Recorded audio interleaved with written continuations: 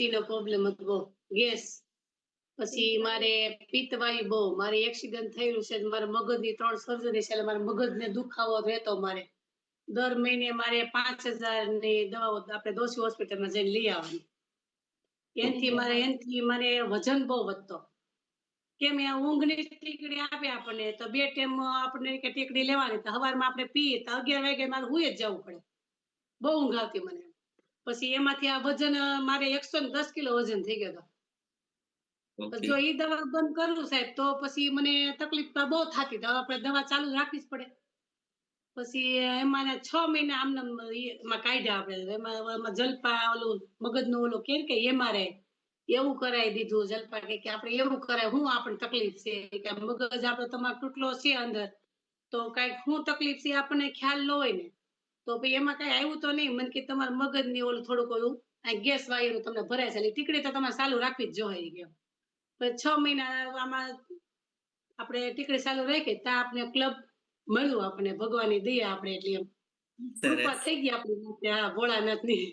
અરે અત્યારે બહુ સરસ છે, સારું છે. મને બધા ઘણા એસિડિટીમાં રાહત થઈ ગઈ છે, ગેસ વાયુમાં દવા બધી બંધ થઈ ગઈ મારે. અરે વાહ. અને હા, ગોઠણના સાંધન દુખાવા થોડુંક ક્યારેક હજી દુખાવા રહે છે, બહુ નહીં એમ. ક્યારેક એવું આપણે ખટાશ જેવું ખવાઈ ગયું હોય તો દુખાવા રહે એમ. ઘણું સારું છે આ ક્લબ કોમેડી આપણને મળ્યું. ભગવાનને આપણે નથી કહેતા હું કે આભાર સરસ. આપણા અને કોર્સની. વજન કેટલું ઘટાડ્યું છે તમે? મેં મારો વજન 18 થી 19 કિલો જેટલો ઘટી ગયો.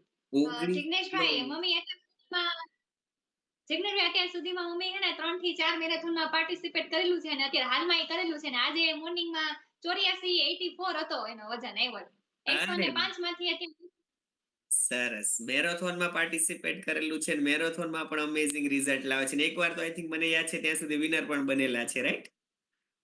હા, 2 વખતે વિનર વિનર બનેલી. બનેલા છે. હા, અરે વાહ, કોંગ્રેચ્યુલેશન્સ. તો આ રેખાબેન એવા છે કે જે રેગ્યુલર મેરેથોનમાં પાર્ટિસિપેટ્સ કરે છે અને એના કારણે જ એમનું બેસ્ટ રિઝલ્ટ છે. તો એમનું જે બેસ્ટ રિઝલ્ટ છે એનું એક સિક્રેટ પણ તમે બધા જાણી લો કે જ્યારે પણ અહીંથી એનાઉન્સ થાય તમારે તમારા કોચને પૂછવાનું કે ભાઈ મારે મેરેથોનમાં પાર્ટિસિપેટ કરવું છે, જેથી કરીને તમને આવું અમેઝિંગ ને બેસ્ટ રિઝલ્ટ મળશે, રાઈટ? અને તમે જોઈ શકો છો એમને આટલું સરસ મજાનું રિઝલ્ટ આવ્યું, દુખાવામાં રાહત થઈ ગઈ, પેટની સમસ્યા ઓછી થઈ ગઈ અને તમારી જે દવાઓ અત્યારે ઓછી થઈ ગઈ, સ્ટોપ થઈ ગઈ બધી?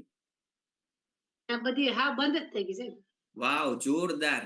જોરદાર ક્લેપિંગ ગેસ કરી શકીએ આપણે રેખાબેન માટે કે એમની બધી દવાઓ બંધ થઈ ગઈ છે. ડોક્ટરે એમને કીધું હતું કે ચાલુ ને ચાલુ રાખવી પડશે, રાઈટ?